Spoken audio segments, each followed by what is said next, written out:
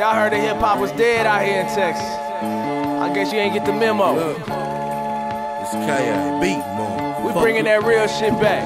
Put your cups up and let's have a toast. Here's the good music. We probably have to force them just to distribute it. Mainstream polluted, change I refuse it. I know this shit bound to start a movement. This the new Houston. Here's the good music. We probably have to force them just to distribute it. Mainstream polluted, change I refuse it. I know this shit bound to start a movement. This the new Houston. I'm contemplating as the sweet burn. Everybody singing and dancing, now it's the streets turn. Arsonist on track, I set the spark and let the beat burn. Most niggas claiming that they hold and be the least burn. This the new Houston, better make way. This the new Houston, better make. What's going on, everybody? Bayou City Reviews back at you once again. Rhino, Bizzle, Double. Hey. We are very, very pleased to bring you today Mr. Dustin Prestige with the Dharma mixtape. Before we get into how great this was, we'll go around the table here. Maybe everybody give you a little background on if you just found out about him, have you known about him. So as far as me, from being on the local music scene, I've always heard his name, and what he just recently told me makes a lot of sense. I always thought he was a producer. Just for whatever reason, never heard him rap or anything like that. So when I got put on him, I thought it was interesting that he rapped, and I listened to it, and we'll get into it, and I loved it. So, Bizzle, your background on Dustin? Yeah, well, before we get into that, if you notice, we're in a different location. We try to switch it up every week. Go Cougs, U of H. We're in the best university in the world, University of Houston Library. We're trying to get some outside footage, but we got caught by the nighttime, so we're in the library trying to get out something new, something fresh, keeping it up, shining different lights on different parts of the city, and keeping it fresh for y'all. But on the Dustin, man, I've never heard of him before I read that Complex magazine article about the top artists and upcoming artists in the Houston area. And actually, I like it that way because it gave me an open mind before I even heard any of his music. It's a clean slate, and I liked it. And I was really surprised what he has to offer in this local Houston scene. But yeah, I've never heard of him, and yeah, I hadn't heard of him either. After listening to it, it's a shame that I hadn't heard of him. Yeah. But this is the purpose of this whole thing anyway. Yeah. To highlight this kind of stuff. So, but yeah, never heard of him. You put me on him. Yeah. So. Yeah, and I've definitely heard the name, and again, almost in a way relating to how I only heard of Boston George from that shooting or legal thing he got in. I never heard of him till then, and I didn't know how I haven't. But Prestige, I've heard the name, but I had absolutely no idea about his rap, style of rap, mixtapes, and he does make a lot of his own beats. So that being said, his most recent mixtape is Dharma. Yeah, it dropped in December of, I believe December of last year, 2013. Oh. Yeah, it's very recent. Yeah, very recent. Well, I thought it was more recent than that. I didn't look at the drop date. Yeah.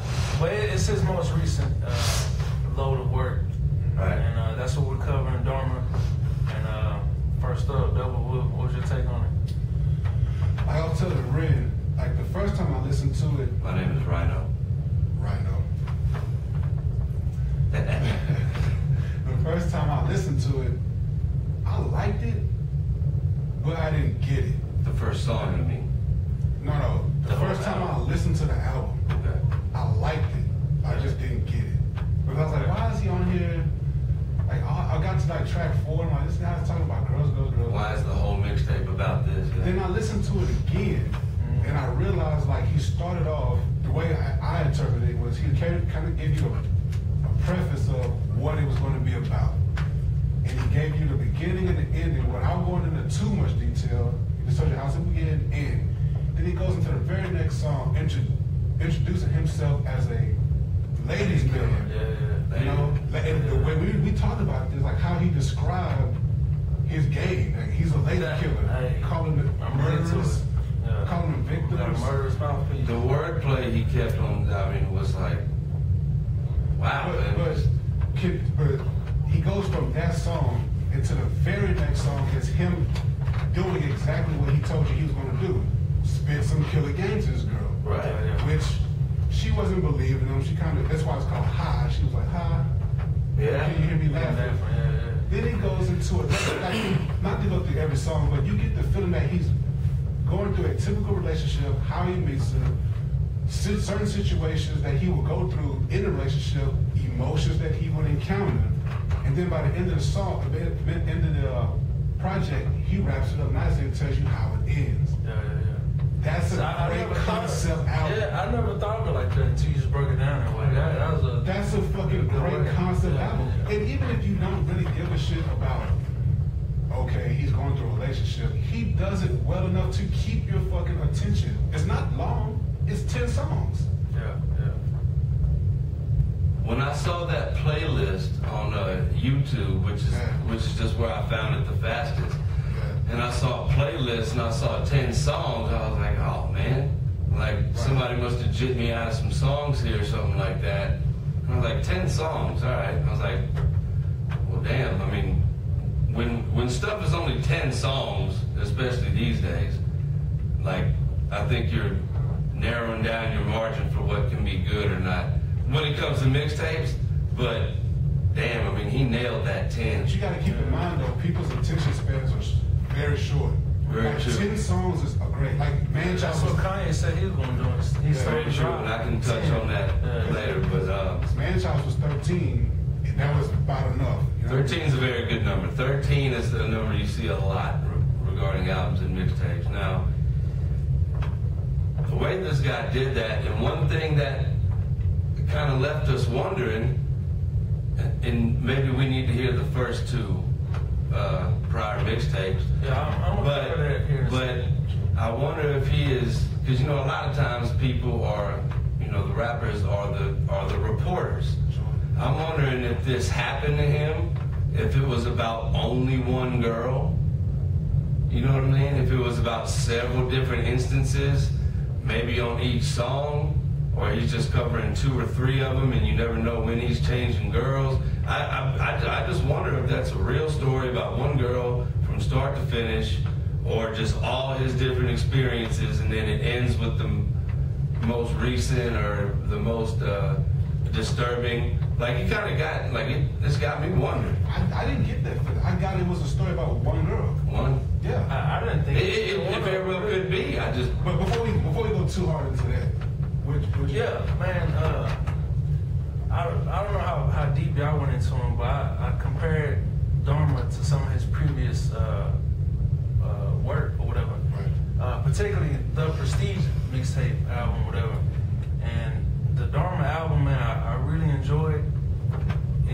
If you really break him down as an artist, you can see the growth that he had from the Prestige to the Dharma album. Because in his earlier, I would say that the Prestige is more him spitting, just punchline, not so much punchline, but he just spitting, showing you he can spit bars, yeah. And this one, I feel like he's showing his growth as in choosing his sound. He knows his lane. He knows he's not the typical rapper out here. Sure. And even on that, I would say he's not even a rapper. I consider him a musician. Because the way he put the album together, he knows his lane, he knows what he fits to, he knows his own style. He does the shit he's doing is nothing similar to anybody else. The Dharma album alone reminded me of, I hate comparing artists to other artists, but it reminded me of the dark fantasy Kanye minus the production. I feel like it's a tad Drake inspired, or he, but not in a negative way, because I'm inspired by people. I do, you know, stuff. Everybody's inspired. But not in like that. When you hear it, you go, Man, that's some old copycat Drake shit. Not in that way. His own style though, so you can't really say. I'm just saying, like, I just felt like maybe he a little bit influential. I'm not saying that in a bad way at all, because Drake to me is dope. I disagree. I caught little hints of it, and nothing wrong with that. Nothing wrong with that at all. I think Drake's that talented, and people hate on Drake's crooning and singing and all that shit. Dry snitch. I feel like if you can do that, then do them both. Yeah. And I feel like he's one of them dudes who can do that, so he does both. Yeah. So when I'm saying I think there's a little bit of Drake influence, but not in a bad way. Well, let me back door with that and say I disagree for the simple fact. Well, first of all, anybody who raps and sings, they automatically want to compare to Drake. But if you listen to his style of the song, though. Okay, well, that's another story. But if you listen to his music and his complete style, you can tell his influences are more hip-hop heads mixed with a little John Legend-ish type lane. He's more of that Mos Def, that Pharaoh Monk, that And I didn't catch the Kanye until he pointed it out, and sure enough, man, that was the first thing that jumped to my head.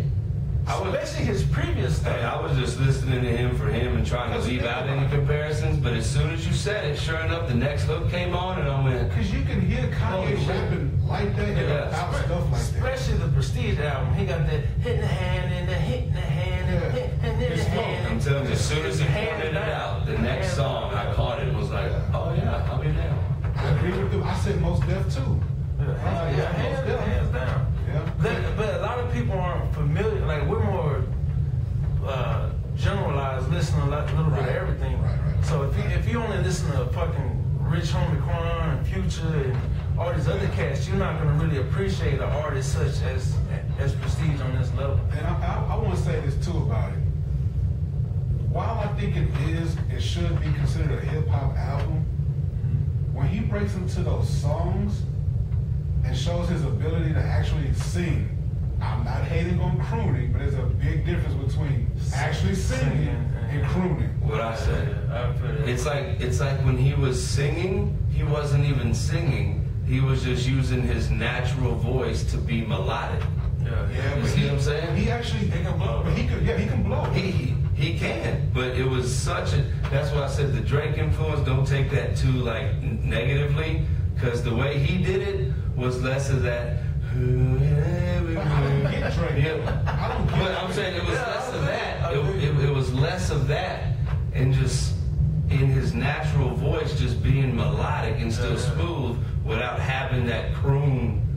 But I don't get Drake to it, because if you said I get actual more of a John Legend or maybe even like an Andre 3000.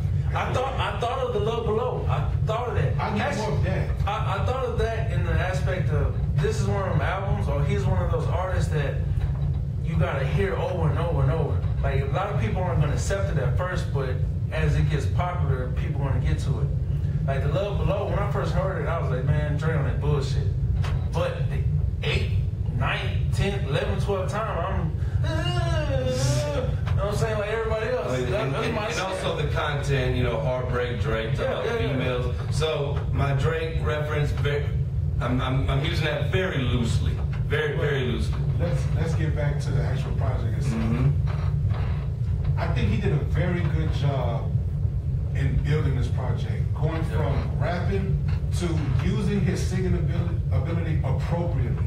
Which wasn't just singing. Well, it's not like he did a lot of singing. But that's what I'm saying, he used it appropriately, because when it was like melancholy, he was feeling down and out. When he got to the emotional part, when he thought the girl was like being distant, something was going on, he started singing. And I was like, that's the perfect, that's how you use that. I got you. You know what I mean? He didn't beat you over the head with it, then he went back to rapping when it was appropriate. The flow of this mixtape was, and you would think he was in the game like 20 years. To me, it's very professional. Production-wise, even him, amazing. You can tell that guy in the booth. It probably don't take him a whole lot of takes. Man, listen, the production, using the mixture of the live instruments, different feel to it. I love the sound of the beat. I feel like something. I don't feel like that's too much you're gonna hear on 97.9 or 93.7, maybe 104. You know, but you know, you hear some hip hop on 104. It has that more of that feeling to it. Alternative acceptance to it. Right. Yeah. That's why I was telling him, like, I don't want to call it a certain genre. I would call it alternative hip hop. Yeah. Because it doesn't have the hard 808 kick, militant drum, snare drum sound to it. Yeah. But it has. So I say he's a musician, not so much as a rapper. Yeah. You see, he's very hands-on with the project. It's not even so much R&B either. No. It's just this great fusion of.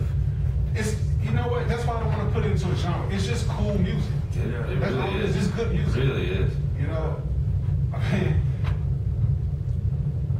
replay value to me for this album is very high. Like, That's all I'm listening. I was telling him, like, y'all need to check this out. I'm surprised. I thought y'all would hate it. No, man. I thought y'all would hate it. That's my more type of shit. I'm not into that. I was telling him that. This is my type of Even shit. if they don't get it, like, I feel so much about this that I would burn it myself and give it to you. Because you need to have this in your hand. The fact that Houston doesn't know about this guy like they should is a fucking shame. And I'll throw this out before I forget about it or anything.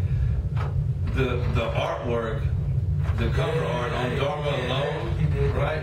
I don't even know if it does say Dharma on it and stuff, but if I would have just saw this CD laying around, like, you can't tell what genre it's going to be by the cover art, and I bet you the cover art, there's some deep story behind it.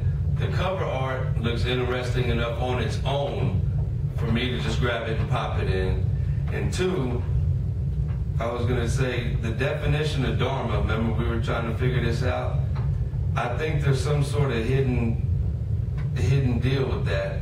The definition of Dharma, it's a Hinduism, Buddhism phrase, word originally. The principle or law that orders the universe, individual conduct in conformity with this principle, the essential function or nature of a thing. And I just think if you really just think about it, I mean, I think that's why he titled it that, unless it's just completely ironic that maybe the girl's name was Dharma. Which would make it even more thrown, but go look up the definition of Dharma, right? And just make your own, that's the beauty of it, make your own interpretation of it, and then you'll see how he structured it from 1 to 10. Like the cover art, the definition, the mixtape. That takes some time, thought, energy, and creativity, which is just really outstanding.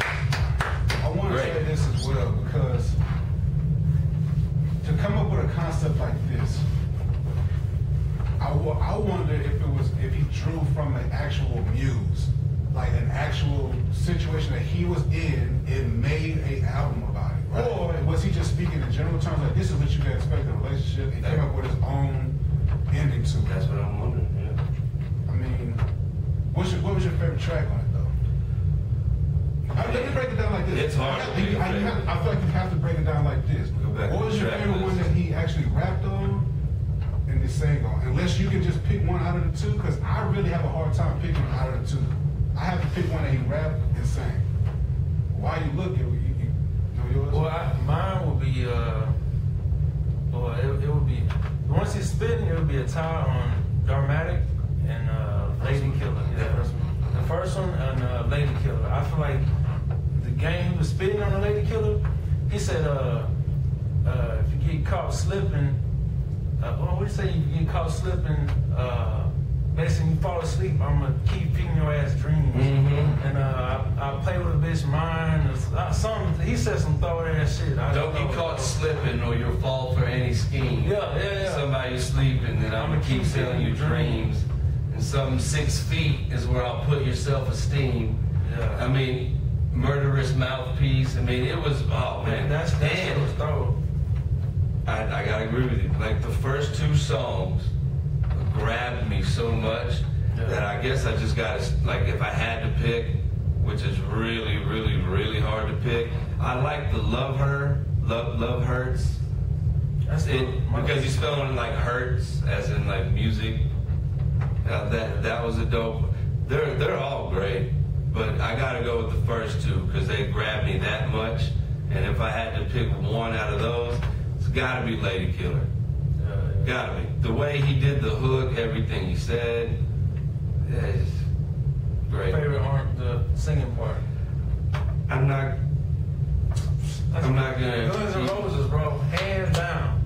That shit was hard. Say I like them all to pick one favorite one that he sung on. I'm just gonna leave it at that. All right, so my favorite would be Mr. P. Yeah. Rap wise, when he was talking about the old heads putting them up on game. That was a hard, like, 2 or 3. That would honorable mention. Second place would actually be Problem Child, the last one when he raps up the story. So Mr. P was the one with the Patrice O'Neal. Yeah. R.I.P. to Patrice O'Neal. He was one of my favorite stand-up comedians, which made me feel more in tune with this than I already was. He's using Patrice O'Neal clips that were super relevant. Very nice touch with that. Oh man, it was. My favorite R&B. I definitely agree with you. Guns N' Roses. It was the first song that he sang, but he sang it, man. Like it was. I don't want to keep saying amazing, but he was very well done. Vocal range and everything. The melody of it was very good too. Even when he did it, I guess he did his own backgrounds with the harmony. Great. And with the acoustic guitar in there. Right, and like I don't know.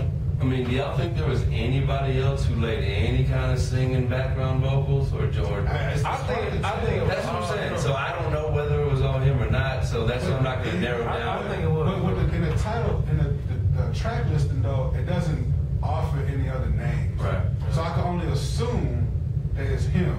I bet you on the back of someone else, he ought to give him credit. I bet you on the back of the album, Martin, man. The other albums he's dropped, he's giving credit to everybody affiliated. Sure. So that's why I think Dharma was all him from top to bottom. And like we said, the progression of it and the way he ended that last song, that's where you start wondering, okay, so was this how his story ended? Or the way he did that last song was great. Man, listen. The conversation and now how the girl is your problem now, so he's laughing like, I lost a friend, but goddamn, I'm glad I got rid of this bitch, so it's your problem now. That's true. And man, if this was based on some real shit, you need to get some new fucking friends. Cause God, It's happening every day though. That's some man, we need to change your circle around you, cause that's some crazy ass shit.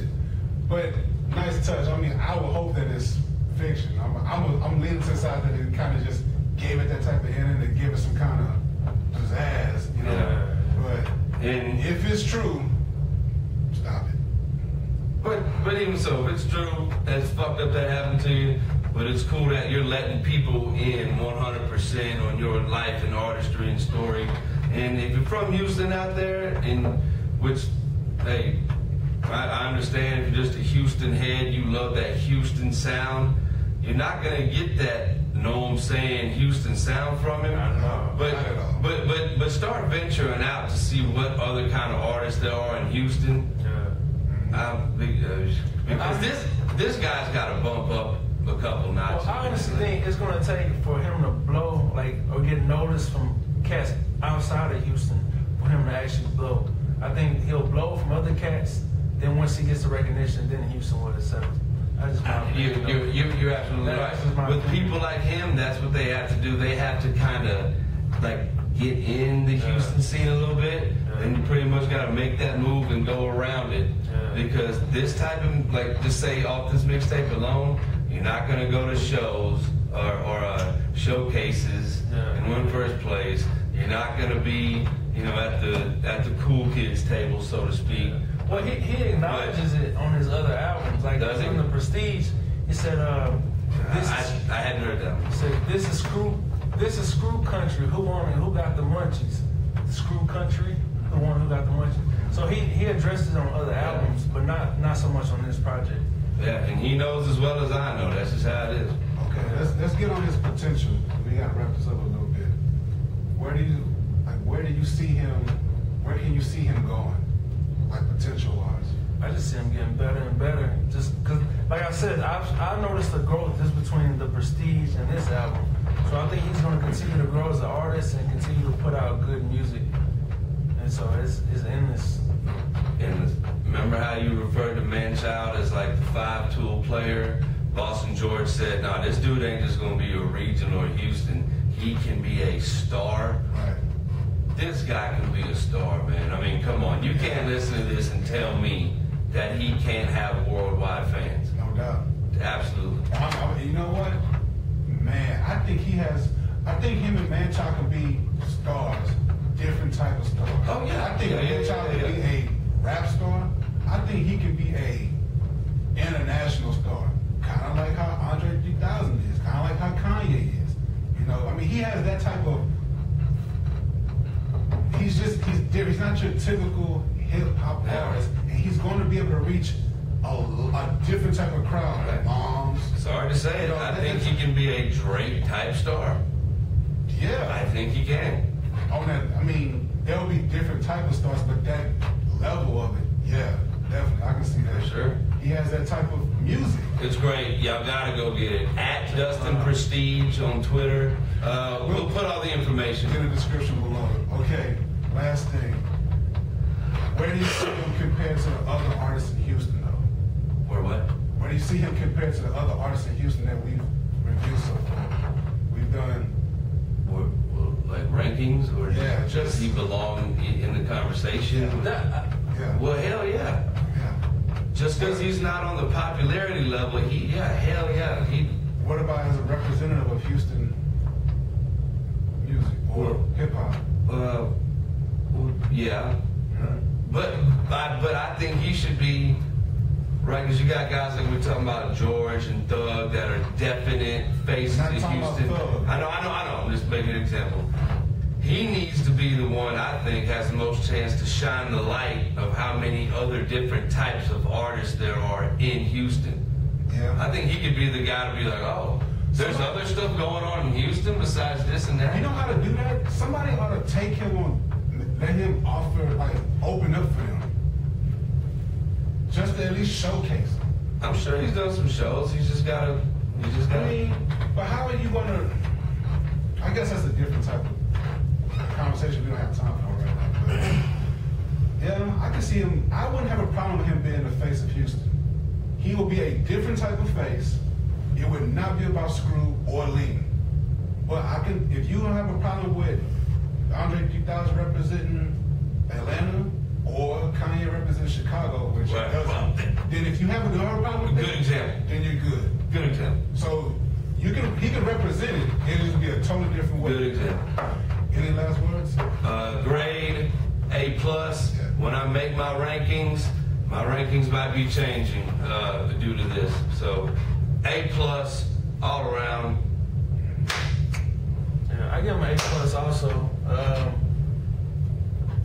I don't know where I would put him in the ranking, just because I don't really. It's hard for me to throw him in that same mix with the other rappers, so that's kind of difficult for me. But he high ranking, high everything. Great. Did you give a grade? A+. A+ here. Great job. Great job, Dustin. We'll be in touch with you. We'd like to do an interview with you. We're gonna reach out. I follow y'all on Twitter. Y'all follow me. I'll get with you. Dope Easy, Reggie Bush, and Kool-Aid. We're gonna bring that back to you. You know what I'm saying? Start building that dough up for you. Getting you ready for it. Okay. Yes, okay. Bayou City Reviews. Dustin Prestige. Dharma. See, I heard that hip hop was dead out here in Texas. I guess you ain't get the memo. Look, it's K.A. beat, man. We bringing that real shit back. Put your cups up and let's have a toast. Here's the good music. We probably have to force them just to distribute it. Mainstream polluted, change I refuse it. I know this shit bound to start a movement.